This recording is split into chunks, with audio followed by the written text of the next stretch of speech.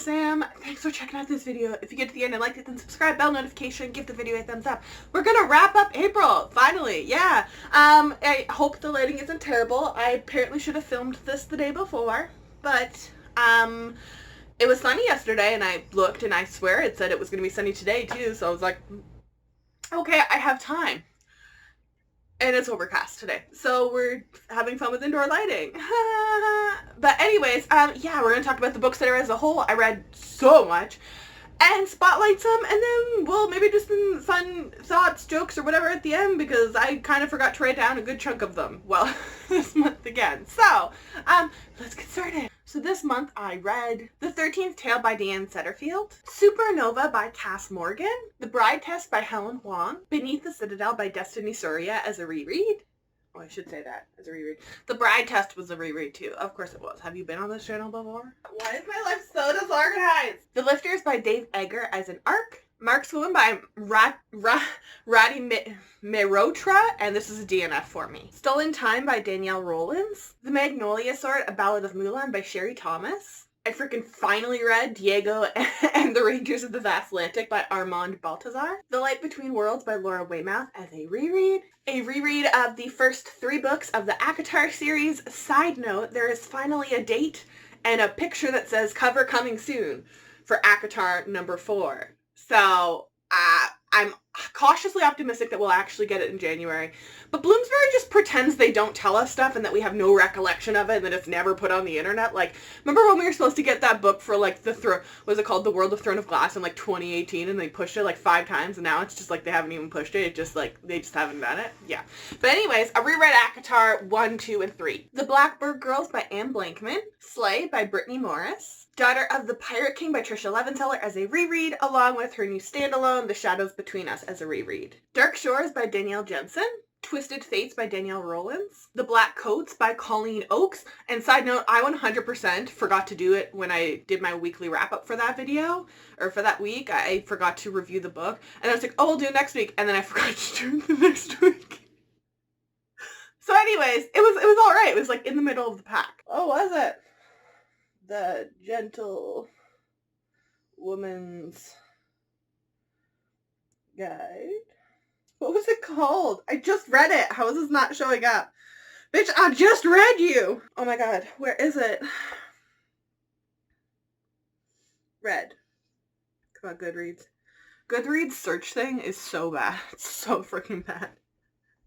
Just someone posted in the TBRBR group that they would typed in Aurora burning, and while they were doing that, Goodreads was auto-completing it, and I gave them a book called Riding Hillary, and it's an erotica of Hillary Clinton, and I'm so curious now. Come on! Keep loading, bitch. Can we also please discuss all these stupid internet providers doing stupid commercials being like, stay at home, stay connected, ha, TELUS, and then you have TELUS and they're running on fucking dial-up speed? Bitch, don't even, like... Oh, it is, yeah. A Gentlewoman's Guide to Murder by Victoria Hamilton. See, I looked it up this time. I remembered that I had this to use before I was in the middle of editing this video. The Kingdom of Bach by Marie Lu, which I should have had in my hands by now as well.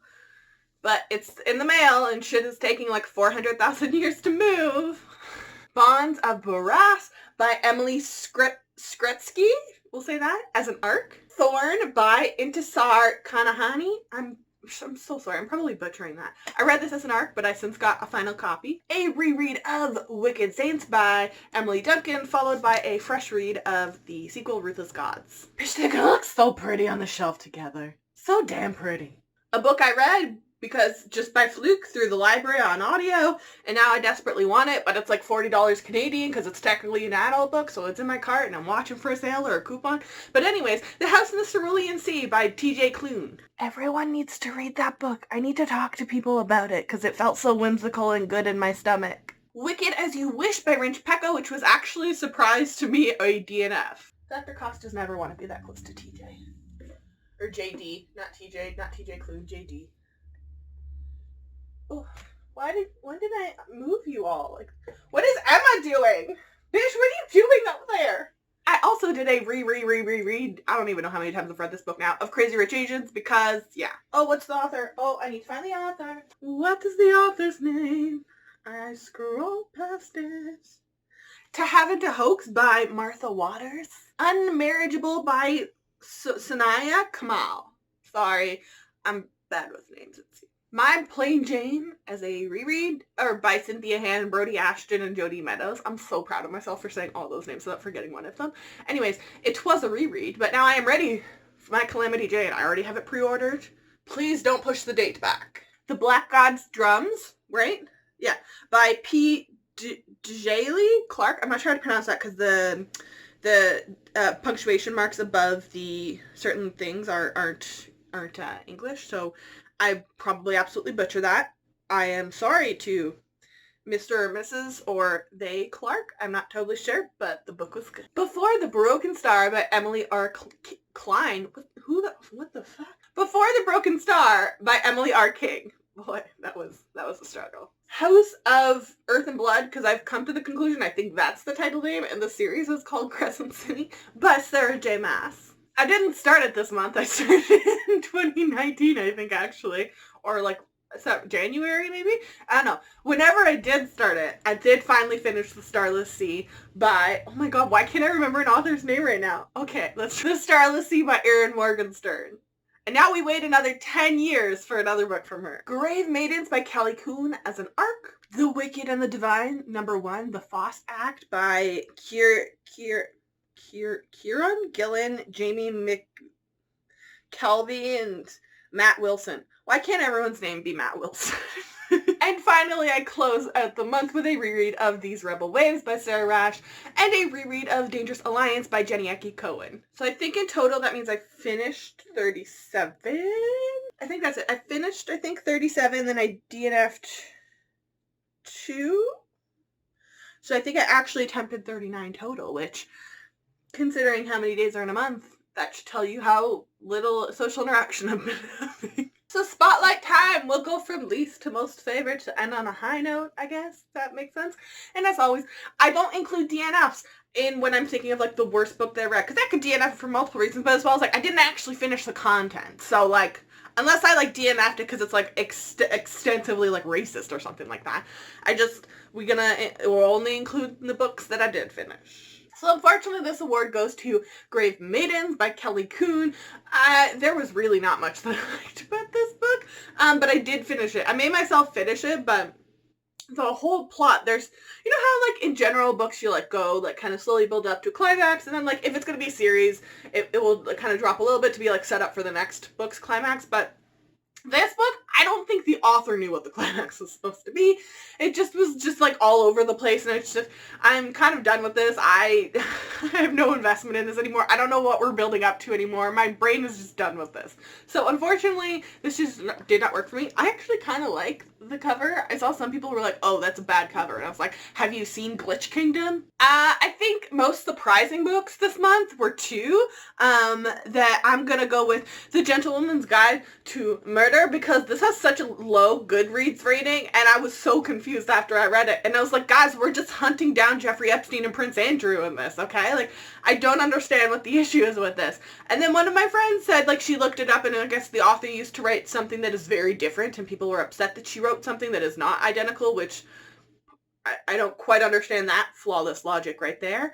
But yeah, I also read To Have and to Hoax on a whim because I just saw the cover randomly somewhere and they had it unscribed and I had nothing to read that night, so I picked it up and it's so good.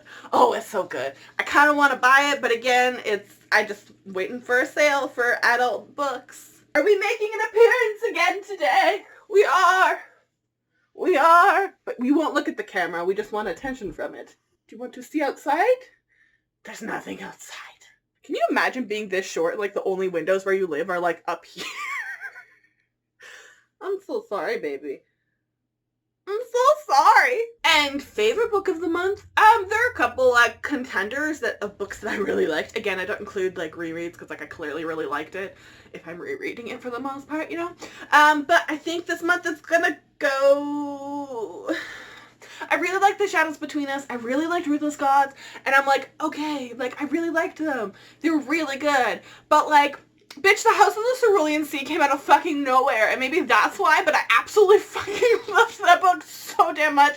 It gave me so much whimsy and so much good feeling. And again, it's sitting in my shopping cart. If Indigo could just stop being such a hoe and charging so much for adult books, that'd be super cool. I'm also kind of just being super petty right now of like, why it's taking so long for anything to ship, and then they have the audacity to be like, oh, we're doing curbside pickup now. And I was like, oh, bitch, that's awesome. Because they ship stuff to the stores so much faster because they ship them to UPS in like bulk, I guess. So like it takes like over a weekend. Something will generally get shipped to them. They take their sweet ass time actually sending it, like actually packaging it to go out. But when it does, it moves really fucking fast. And right now, Canada Post is moving at like, you know, TELUS dial-up speed right now. So I was like, oh, maybe I'll do that. And then I looked and like, no, they're only doing stores in basically Edmonton, Toronto, or in Edmonton, Calgary, and Lethbridge. You know, places that already have faster shipping. Seriously, fuck you so much, Indigo.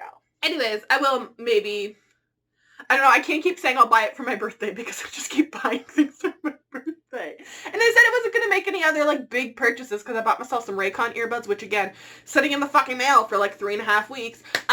Also, I did not know there was a Jamaica, New York, but there is. I found out when I was looking at the tracking of it, which is, I did not know that. Okay, lesson time. Number one, I have no life, apparently, because I picked up 39 books in April.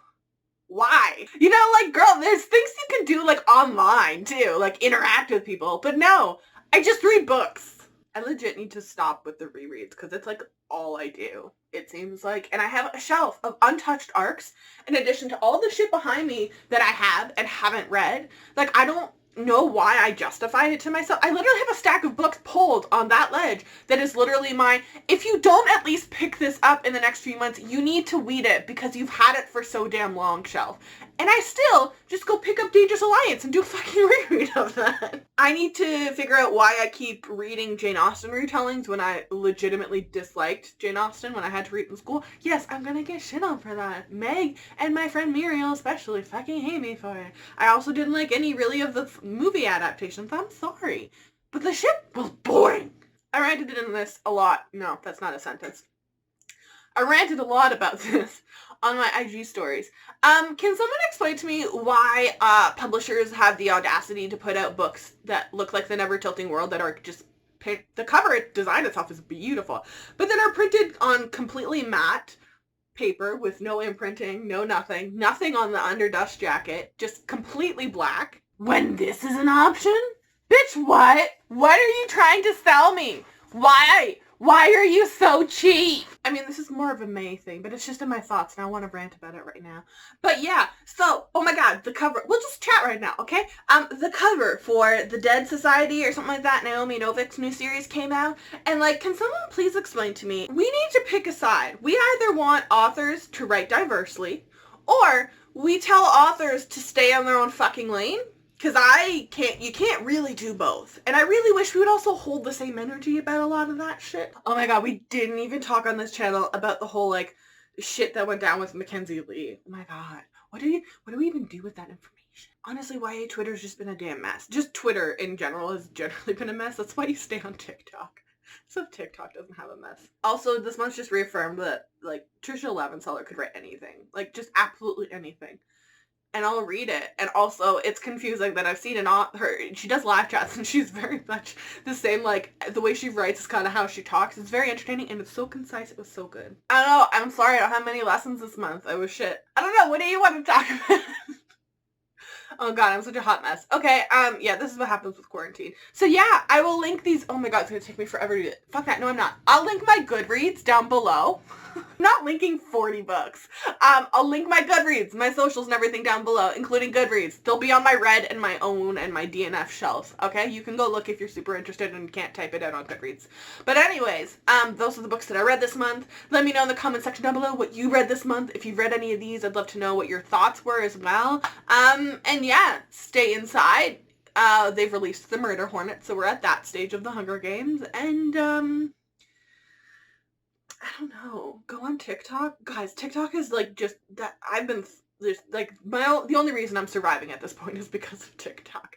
I've managed to isolate my TikTok, which their algorithm is so damn on point, to just K-pop and funny life videos about Canadians trying to confuse Americans, like the Canadian house hippo. Anyways, I'll see you on Sunday for hopefully a little bit more organized thought process video. And yeah.